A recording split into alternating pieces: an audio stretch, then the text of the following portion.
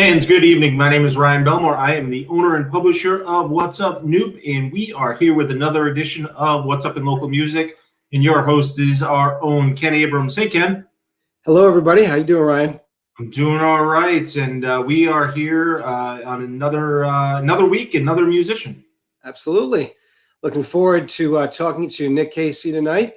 Nick's a country artist from Rhode Island and has a lot to share with us about what he's been doing in the past. A young guy, as you'll see, and we have a lot of questions about what he's been up to during the pandemic and what his future plans are, as well as his latest release, which came out last summer. So we'll be talking about that. Excellent. And Nick is here with us. And good evening, Nick. How are you? Good. How are you? Appreciate you having me on. Of course. Great to have you. Ken. Yeah, go ahead. No, great to have you with us, Nick. We appreciate you coming on. It's been a weird time for musicians, right? And artists, traveling artists. Maybe we could start off, if you could just tell us a little bit, maybe a little background for our listeners that aren't as familiar with you, who you are, where you're from, and how you got into country music. Yeah, I'm from West Greenwich, Rhode Island. 23 years old, and I got into music primarily because my father used to be in a blues band. My mother is a folk singer, so that kind of background was always around. And in middle school, high school, college, I played trumpet and trombone, and then sometime in high school, I kind of really started playing guitar. And I have an uncle who's a big country music fan. He lives in Texas, so he kind of got me into like Johnny Cash and Waylon Jennings. And eventually, a friend of mine invited me in high school to play at our high school talent show. He wanted a guitar player, and then I ended up singing a couple songs, and I was hooked after that show. So I've been addicted to it ever since. So we're going about, I think, 8 years now. I've been doing this since I was 16. So that's great. And you started off playing sort of small gigs, and very quickly you started touring really regionally and across the country, and played along, shared the stage, I guess we'd say, with some pretty big names, right? Yeah. I think it kind of, once I got a band, it really kind of elevated us to a different level, which was, we were humbled, but it was also really cool. We got to we toured the Midwest a bit. Got to share a stage in Kansas with Tyler Childers, who's a big name. And then we got to, one of my dreams when I started was to play the main stage at the Washington County Fair, and we got to do that in 2019. So I guess I'm good, in terms, that was my big goal as a kid. So we got to open for Hardy, who's a big writer right now in Nashville. He's blowing up. So that's one of our favorite shows for sure. Yeah. That's quite, for Rhode Island. I mean, that's the pinnacle, right? That's for sure. I grew up going to Washington County Fair. I didn't miss one for a long time. I remember seeing Blake Shelton there when Old Red came out back in the 90s. Just long-haired Blake Shelton, and now you see him every night on TV. Yeah. So, I'm there pretty much 3 nights of the week when they're in season, so never missed any of those shows. That's great. Awesome. And we've been asking, different musicians, and, you're a younger musician. Were you doing this full time before the pandemic, or was this sort of a part-time thing for you? It was definitely looking like it would be more full-time in terms of where we were at. So we were in March, I normally play every weekend, wherever we can. And we had just played Foxwoods with Rascal Flatts. We were there. We played after them. So, and there was this great crowd, and everyone was into it. And my guitar player was like, man, we're really getting some momentum. We're just about to put out an album. It was great. And then the whole world shut down. So, So it was, it was tough to we're slowly building it all back up again. But I think, we're all working our jobs right now, but we all know that the end goal is to do this for a living. So get back. Definitely. What have you been doing? I know you put an album out last summer, but what else have you been up to? How have you dealt with the pandemic as a musician?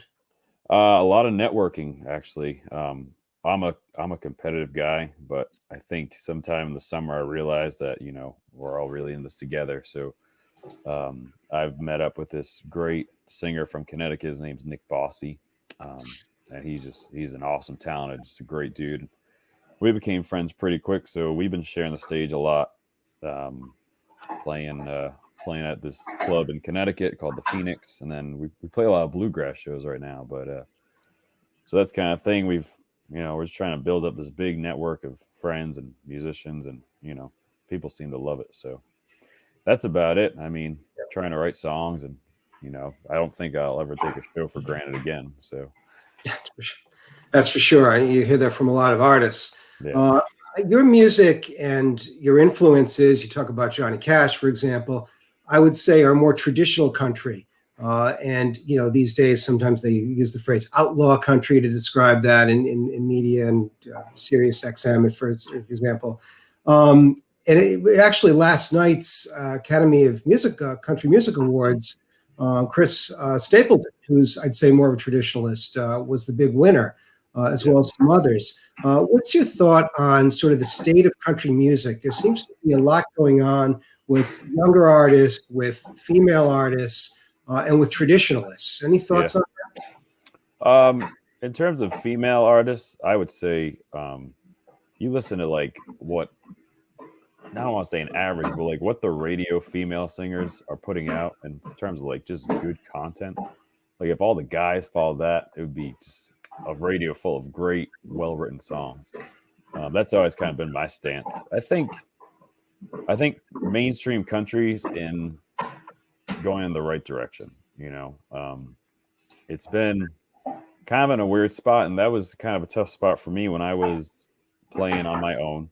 There weren't artists on the radio. There were a handful that I could really sing, mainly because my voice is deep. All the guys kind of higher voices, and I kind of just lost interest in like just singing about those same songs. So once I found kind of that underground scene of like Cody Jinks and Sturgill Simpson and Jamie Johnson, guys like them, I found the music more relatable, and just the fan bases are so hardcore. Like it's bound to take over in terms of just radio play and fan bases. Like we all talk about that. You can just tell that like people are pretty tired of mainstream country male singers putting out the same formulas.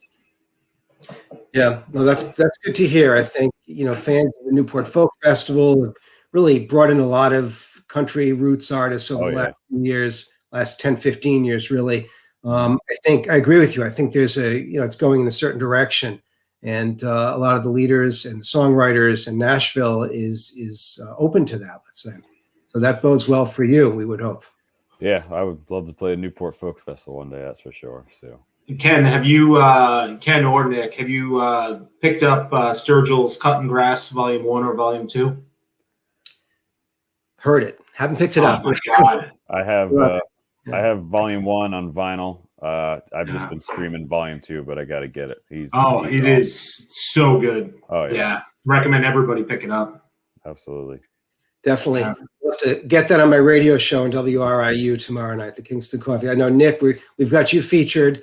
Tell us about the album. It came out last summer, right? That was really your first full-length release, correct? Yes. So it was, I don't know, it's just everything for me has kind of been like a timing thing. Like it felt right to put out an album. We had just won the Mohegan Sun Locals Live competition, which was awesome. And so that gave us some money to do something.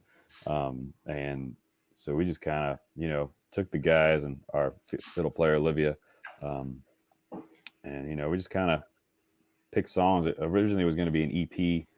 And then as me and my right-hand man, my guitar player, Ryan, were practicing, I'd show him new songs. He's like, well, why aren't we cutting this one or that one? And so it kind of became a collection of songs that just that had just been written over years and years. And but I think they all flow well, in my opinion. And it was just it was a cool experience to be in the studio. I became really close with Jack Gauthier, who recorded my mother's albums, and it was just it was good to have something to market ourselves as, rather than be like, oh, go to my YouTube channel, like go listen to us now on Spotify and Apple Music, all those things. So I think it was just to have our music more accessible, but also, I was ready to put something out. Great. Nick, I see. I'm sorry. Go ahead, Ken. No, you go ahead. I see you're playing Woods Tavern. You're playing on your Facebook page has all of your gigs that you've played or upcoming. The Phoenix you mentioned, and some other the Plaza Bar and Kitchen in Providence. Venues people should be keeping an eye on where they might find you, or venues that you want to get into that people should be telling management, hey, book Nick Casey. Let's see. I really want to play the Rathskeller. So if anyone has it in there, that's I want to play that stage so bad. But we play the Phoenix every month. That's a fun, a big venue with a wonderful sound system, and it's full band shows. I always tell people to come see the full band shows. They're a whole different level. And then, Plaza Bar in Federal Hills, fun. Woods Tavern's right in my hometown. And then, maybe people out of state, we go up to Massachusetts, Maine, wherever. So all my shows, you can find them pretty much on Facebook and Instagram. Just search my name, Nick Casey. Cool. I was going to ask Nick, you mentioned you're from a musical family. How did that sort of influence you, growing up and, going forward? How does that give you sort of the confidence to get out there and, give it your best shot? When I can remember being 3, 4, or 5, and I would watch my mom. We'd go to all the coffee shops and bars, and I'd watch her playing weekends, album release parties. And I always, was fascinated when they'd have band rehearsal at our house, and that was always cool. I remember watching my dad in jazz clubs, playing blues clubs, and I know my parents always wanted me to get into music, and so I ended up following my dad and played the trumpet. And I have 3 sisters. 2 of the 3 played in high school bands, and I think just having band in high school and college was a mix. And then I had a really good trumpet trombone teacher, Tom Santagata, who really kept me sane and kept me wanting to do music. And then eventually I liked guitar way more. So, and that was it. My parents are big Bruce Springsteen fans. And once I discovered him, I was like, I want to be Bruce Springsteen when I grow up. So and I see you covered him on your album as well, Downtown. Yes. Yeah. That was, my mom sings harmonies on that song. And she actually suggested we do that one. So that's great choice too. It fits really nicely. It's so important. When you hear about kids starting off in band and in music in high school, middle and high school. And we hear that from everybody. Sarah Potenza, I'm sure who is a Smithfield native, and so many other people that are local always go back to those experiences, really giving them the inspiration, motivation to go out and perform on the big stage, which is, the challenge. So, cool. How about Rhythm and Roots? You must be a big fan of that festival. Yeah, I've always followed it. I have not gotten out there, but I'll have to. Actually, I'm a big Duke Robillard fan myself. He played on my mom's second album. He's just a real cool dude, great guitar player. So great guitarist, play with everybody, right? Yep. Cool. We definitely have, you have that support network in your family and really here in the state. And I get the sense that a lot of artists, even outside of genre, are pulling for each other. When they see talent, they really want to see that talent succeed. Yeah. There's that sense, among musicians. I've been working with musicians now for several years, and you clearly see that, and hopefully that support will help lift everybody up. That's the idea. Oh, yeah. I remember I was 19. I met this other country singer from Cranston. His name is Mickey Lamantia. And Mickey. He took me to a level that I wouldn't be at right now. That's the thing is, you can treat it as a contest, but there's so many more benefits if you're just supporting each other. You're just going to grow fans, and you're just going to have a lot more fun doing this whole thing. Nick, are you from the part of West Greenwich 102? Yes, by Big John's Tree Farm.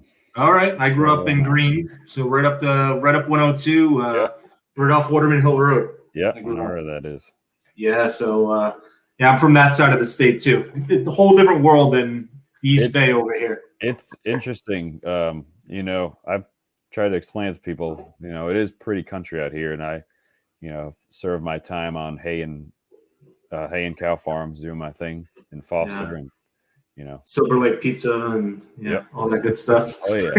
Yeah. We talked to Charlie. It's funny. Our country singers are sort of coming from the rural parts of the state. If we have a rural, Charlie Marie, who we spoke to a couple of weeks ago, from up in Burrville, and that's definitely it's an influence, no doubt, for us. You're 20 minutes, half an hour from the city, but it definitely makes a difference for us. Mm-hmm. Cool. Me and her, we were supposed to do some shows together, but then COVID killed us. So hopefully we'll get back on track and do something. Is there, Ken or Nick can answer this because I just might not know the answer. Is there a Rhode Island country music festival at all? Well, there's an organization. In fact, the former president passed away, Bill McGrath, and there was, I think it's the Rhode Island Country Music Association, correct? Nick, I'm not sure the exact title. There's not specific festivals, but there are events through the year, as far as I know. And they have in the past had weekend, festivals, we'd say, in Escoheag. I'm not certain what's going on. Of course, everything is so up in the air these days. Yeah. It's hard to say, but we're seeing a resurgence of more and more concerts being announced and venues opening up, COVID ready, COVID safe, prepared. And I think we'll see a busy summer. It's definitely shaping up. Last week or two. That's what we're seeing, and hopefully you're seeing with gigs, Nick, that they're lining up for you. Yeah, definitely are. I mean, it's cool. Woods Tavern was one of my first spots, and then I finally got to come back in there in February, and we sold it out, so that was cool to see. But there is a festival I'm throwing with Jesse DeSorcy and Nick Bossy. It's at the Tamarack Lodge, Saturday of Memorial Day weekend. I think it's the 29th. Cool. It's good to know. We'll follow up on that. Oh yeah, that's going to be a fun one. Nick, have you connected with Justin Pomfret, a fellow musician? He's from Western Coventry. I know the name. I don't know if I know it, though. He's also on the radio station up there, the classic rock station. But perhaps we'll have to work on putting something together of some country music. Yeah, that would be awesome. Absolutely. Have you played Skew in Providence? Played a Skew yet? Not yet. I try to work my magic and try to get up there, but I don't want to say I'm lazy, but some of those they're tough to get into. But I'll hit them up again, hopefully. Yeah, we'll keep at it. They're building their schedule out, and they're doing a lot of this. Great. Charlie Marie is what made me think. Yeah, played there. I think she's got a show. Her album release is coming up, so I want to be a part of. You'd be a great twin bill, so to speak. Yeah, that'd be fun. Yeah. We talked about your band a little bit. If we come out to see a show, who's on stage with you? What instruments? What's a full band like for Nick? A full band is right now. It's 4 of us. We have a fiddle player, Olivia Baxter, from Kingston. She's unbelievable. She's in Vermont with school. You got Ethan Lyons on the drums, Jarod Cournoyer on the bass, and then Ryan Tremblay. There's 2 Ryan Tremblays in Rhode Island, apparently. And I think I know the other one. Yeah, and so this one's the guitar slinger, Ryan. We went to school. I went to school with two of the 4 of them, but those are my guys and gals. That's great. That's great. Well, we're always, what's Up Newp? We're always trying to really encourage people to get out and see when they can, of course, when it's safe. Live music. We have talent here in this state that rivals any place. We've known that many people from Rhode Island have gone on to national careers, and that's really what we want to see from some of our best artists here. So I think that's what we're hoping for you, Nick, and many others, for sure. Absolutely. I mean, I've always, when I was starting out, I was playing on Main Street in East Greenwich, and just the venues there, it could compare to like New York City or Nashville. There's just so much talent around here, and just it's a great scene that I think a lot of folks should take more advantage of. And speaking of Rhode Island musicians, give a shout out. I saw Erica Van Pelt posted earlier today. She'll be singing the national anthem at Fenway Park on Thursday. So folks look for that at the Red Sox game. Nice. It's a great sign. Things are coming back, definitely. Yeah. Cool. Nick, anything you want to add, throw out there? Next gig that you want to? Let's see. Next gig with the band is May 7th at the Phoenix in Pawcatuck, Connecticut. Follow us on social media, Nick Casey Music on Facebook, Nick Casey on Twitter and Instagram. If you're on TikTok, it's Cornelius Casey. That's my unofficial nickname. And if anyone has a band name, we don't have one yet. We're just Nick Casey, so we're open to all suggestions. But yeah, if you come check us out, we appreciate it a whole lot. It's great. We will, certainly. All right, Nick. Well, thank you very much for joining us, and we'll catch you at a gig soon. Hopefully we can get you over here to some venues in Newport, and we'll find a regular place to see you down this way. That'd be awesome. I appreciate you guys having me on. All right, Nick. Take care. You too. All right.